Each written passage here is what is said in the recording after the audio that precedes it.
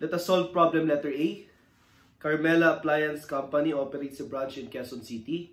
The following are transactions between the home office and branch for the current year. Letter A, shipments to branch are billed at a cost of 78,750.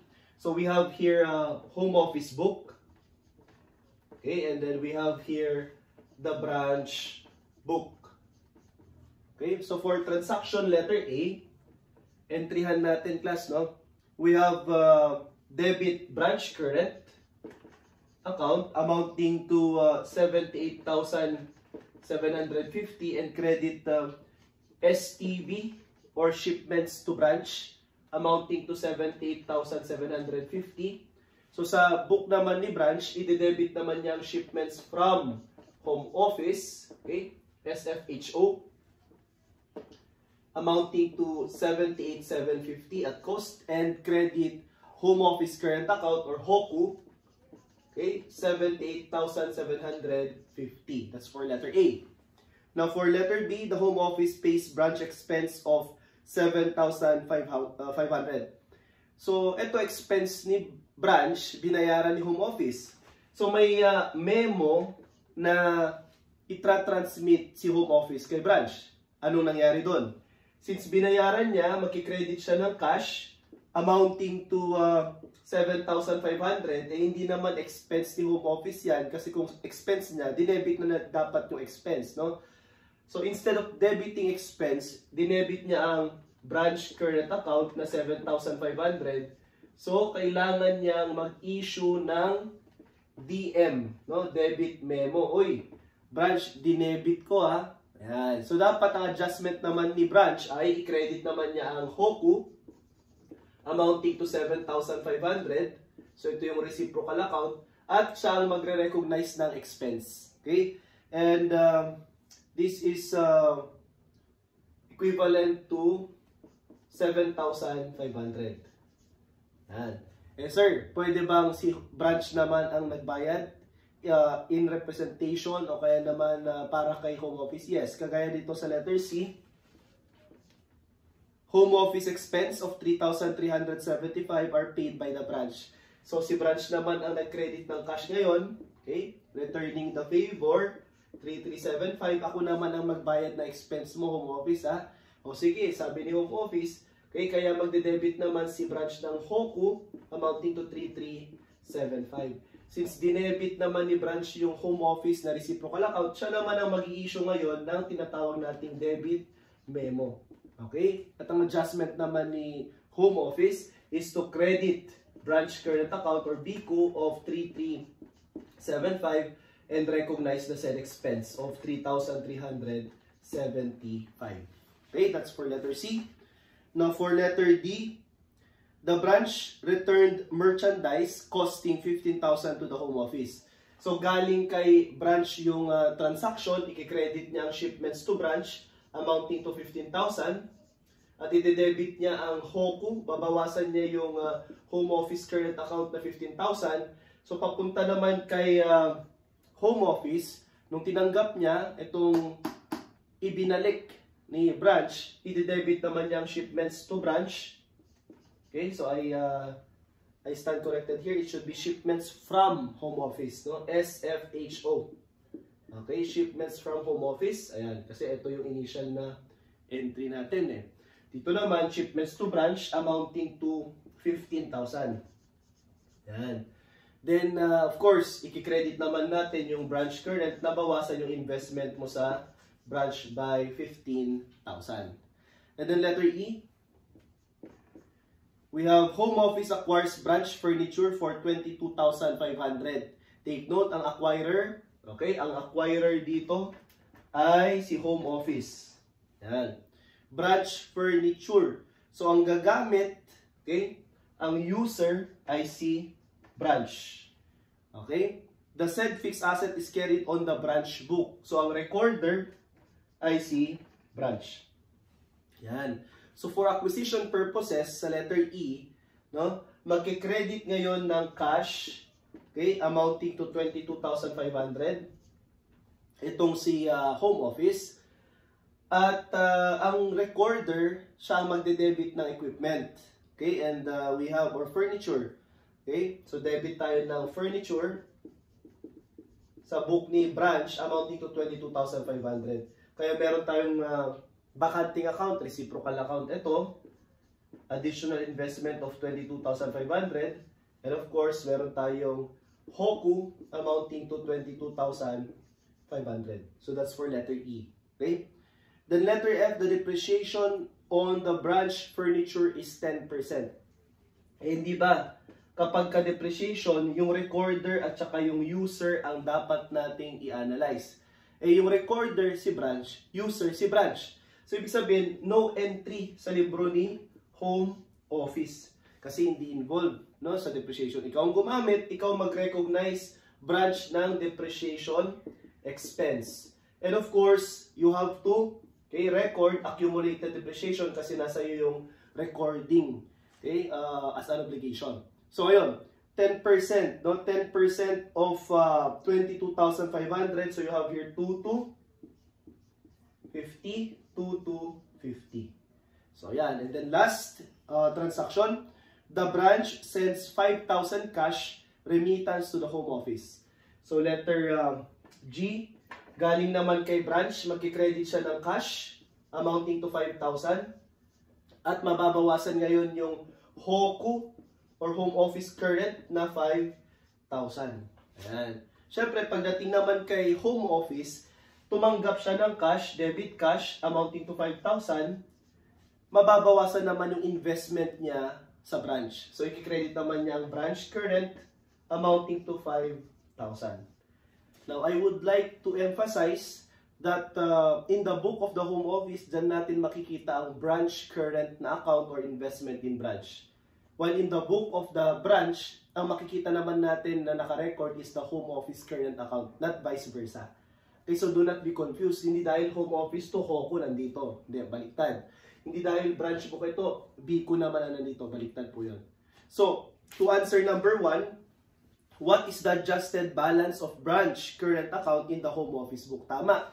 Nasa home office book, yung branch current na account. So, pag nasa debit side, plus. Pag nasa credit side, minus. Okay? Kasi yung normal balance na investment in branch or branch current is debit. So, you have here 78,750. Okay? Plus 7,500. Okay? Plus, or rather, minus. No? Naka-credit 3,375. And then, minus 15,000. Okay? Plus 22,500 and of course, minus 5,000.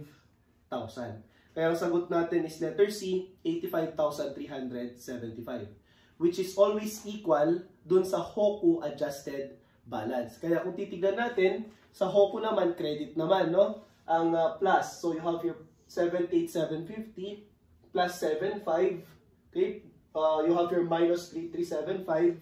Okay, plus 15,000. Okay? Sorry, minus kasi nasa debit pala, no? 15,000 minus. And plus 22,500 and minus 5,000.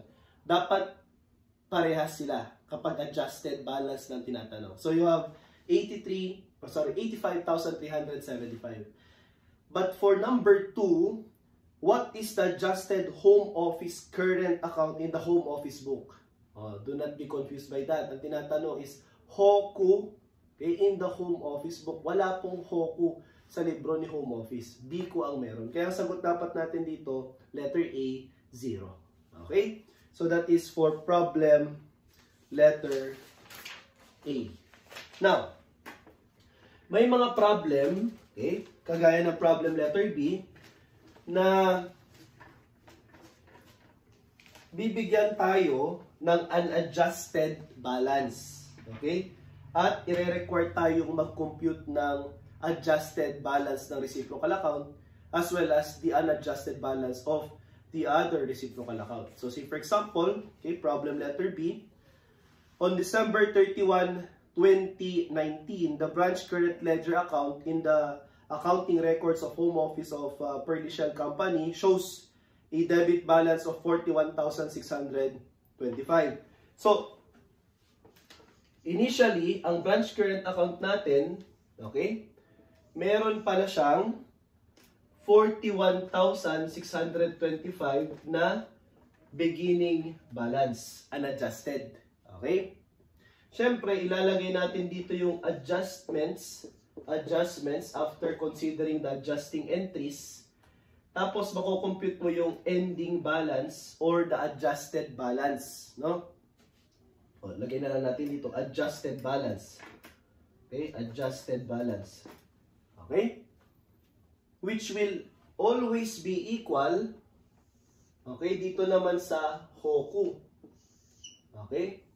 So, kung anong makukompute natin dito, yun ay always equal naman dito sa credit side adjusted balance ng HOKU. Of course, meron ding adjustment dun sa home office current account due to error or time difference. Then, ang i-compute naman, since yun ang binigay, ito, magkano naman ang unadjusted or beginning balance, okay, ng home office current account. So, ganyan. So, papunta dito, and then paakyat. May mga problem, vice versa. From unadjusted naman na HOKU, papunta naman sa adjusted, and paakyat. Okay? So, ganyan ang gagawin natin dito sa, okay, problem letter B. Now, on December 31, 2019, merchandise billed, okay, at 8,700 was in transit from the home office, okay, to the branch. So, syempre class, ang presumption natin kung kanino galing hanggat walang error, ang presumption tama siya. Di ba? Pero kunyari, nagkaroon ng nilagay dyan, ito yung entry na ginawa niya, napansin mo may error, dapat i-adjust mo muna siya. Yan. The periodic inventory system is used by both home office and branch. So, dun sa transaction letter A, ganito class ha, sinong mag-a-adjust dyan? Ito, BICU sa home office book natin makikita. Ito naman, HOKU, sa branch book naman natin makikita. Since galing kay home office yung inventory, ang presumption tama yung nasa libro niya. So, ang mag-a-adjust ngayon dito, okay, ay ang tinatawag nating branch. Okay? So, ano yung journal entry made? Okay? What is the correct entry and what is the adjustment? Yan. Eh, syempre, nung binasa natin yung letter A, parang wala siyang entry ginawa. Okay? Na-transmit lang or na-transfer lang yung 8,700 na inventory. So, no entry pa. But the correct entry should be debit shipments from home office amounting to 8,700 and credit HOKU amounting to 8,700. Kaya dapat may adjusting entry. Okay, itong si branch, okay, no entry versus correct entry, kaya equal to, parehas na sa correct entry, yung adjustment natin, SFHO, 8,700, and credit HOKU amounting to 8,700. It shows na dapat yung letter A ay meron ka dito sa credit ng HOKU, 8,700. So, ganyan class ha? Okay? So, that's for letter A. Now, for letter B, the branch issued a credit memo to the home office. O, di ba? May shortcut na tayo. Kung kanino galing yung memo, anong klaseng memo. Kung credit, yung mag-a-adjust naman, ide-debit niya. Kung debit memo, yung mag-a-adjust naman, i-credit niya. Eh, since galing ito kay branch, no? Yung credit memo amounting to 1,500, the home office did not yet receive the said memo, eh di automatic mo na agad, ilagay mo na dito 1,500. I-debit ko naman kasi credit memo binigay ni home office. As to what is the reason for the credit memo, okay, pwede mong i-assume na yan ay dahil sa collection. Diba? Dahil sa collection. So, ganyan lang po, no? Pwede kasing ang entry natin, no entry pa lang dito kasi nga, hindi pa niya alam. But the correct entry is, dahil may collection, dinebit ni branch yung cash, credit ni HOKU, mag-debit ka ng BICU amounting to 1,500 and credit probably accounts receivable of 1,500. And this is also the same dito sa correct entry kasi wala kang journal entry made. Diba? So, dito mo ilagay yung 1.5. Yan. Now, for letter C, that's letter B, by the way, no? Letter B yan kanina. Now, for letter C, the branch acquired equipment costing 17,000. The equipment account is to be maintained in the home office book. So, ang acquirer natin for letter C, acquirer is the branch. The recorder is home office, maintained in the home office book. And the home office has not been notified of the acquisition. Ayan. So, dito sa acquisition, wala pang entry si home office. Si branch, ang presumption, tama na yung entry niya. Diba? Tama na yung entry niya. Anong entry niya? Since siya yung acquirer, credit siya ng cash. Diba? Credit siya ng cash, debit siya ng HOKU. Ikaw naman, na home office na mag-a-adjust, ang dapat mong entry, ikaw ang mag-debit ng equipment amounting to 17,000. Okay? And credit ka naman ng BQ amounting to 17,000. So, ang adjustment mo ngayon, journal entry made, wala pa. Ang correct entry ito. So, mag-adjust ka ng tamang entry. So, you have your equipment amounting to 17,000 and credit branch current of 17,000. Eh, since ito po yung adjustment mo, i-plot mo ngayon si letter C dito amounting to 17,000. Ganun lang po. Okay? Hindi mo na kailangan pang i-adjust kay home office kasi wala namang binigay na entry na nagkamali siya ng pag-journalize. No? So that's for letter C. Next, letter D. Anong sabi sa letter D? A debit memo amounting to 1.5 was issued by the home office to the branch. Galing kay home office, dinebit niya. So, si branch naman, dapat i-credit niya. Diba? So, yung 1.5, ilagay mo na dito, letter D. 1.5. So, kahit hindi mo na entryhan. Tsaka mo tignan, baka naman may entry ginawa, no? Yung home office na mali. So, a debit memo of amounting to 1.5 was issued by the home office to the branch for the share of the branch in advertising expense. So, yun yung discuss natin kanina. Okay? However, the same has not been recorded by the branch. So, ibig sabihin, sa letter D, si branch, okay, in the book of the branch, no entry pa siya. Pero ang entry dapat niya, okay, is to recognize the said advertising expense of 1,500 and, of course, credit ka ng home office current kasi binayaran ni home office yung expense na yan in your behalf. So, ngayon, may adjustment tayo. Recognize the expense of 1.5 and credit home office current of 1.5. Kaya nandito po yung 1.5.